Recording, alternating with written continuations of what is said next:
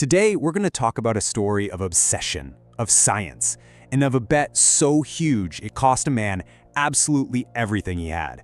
This is the incredible and kind of tragic story of Daniel Barringer. And it all really boils down to this one kind of wild question. How can a giant hole in the desert completely ruin a man's life, but also cement his name in history forever? Well, let's dive in. All right, so let's set the scene. Our story kicks off in the middle of nowhere, really. The vast, quiet Arizona desert. Okay, so picture this. It's 1903. A mining engineer, a guy named Daniel Barringer, is standing on the edge of something that just shouldn't be there. It's this massive crater, almost 170 meters deep and over a kilometer wide. I mean, just try to wrap your head around that. You could cram like 20 football fields in there. It's huge. And right here, this is where the big conflict really begins. You see, the entire scientific community, all the experts, they had a simple, logical answer. Oh, it's just an old volcanic crater. Simple. But Barringer? No. He looked at it and saw something completely different, something not from this world. He was absolutely convinced a giant iron meteorite from space had smashed right there. And he wasn't shy about it. He didn't just, suggest it. He declared it with total conviction. And for this one single radical idea, everybody laughed at him. Seriously, they dismissed him as a dreamer, said he had no clue what he was talking about. But Barringer was about to show them just how serious he was. So this is the moment it all changes. It stops being just a scientific theory and turns into this all-consuming obsession. This was going to be the bet of his life. See, this guy didn't just argue his point in academic papers. Nope, he put his money where his mouth was, big time. He bought the land, the entire crater, and everything around it. Then he started a company, the Standard Iron Company, hauled in all this heavy-duty drilling equipment, and hired a team.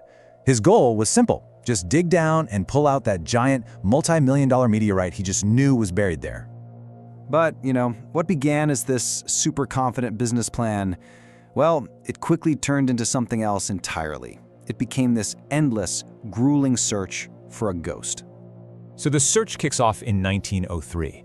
And for 26 years, he drilled, he poured every single dollar he had into that hole. And then in 1929, he died. Penniless, a broken man, and with his theories still a complete joke to the scientific world. And here's what's so tragic, so ironic about his whole quest. He wasn't entirely wrong. His drills kept pulling up these little clues, these tantalizing hints, fragments of nickel iron from space, meteoric dust, even microscopic diamonds. He had all the supporting evidence, just not the grand prize. The massive meteorite itself was just nowhere to be found.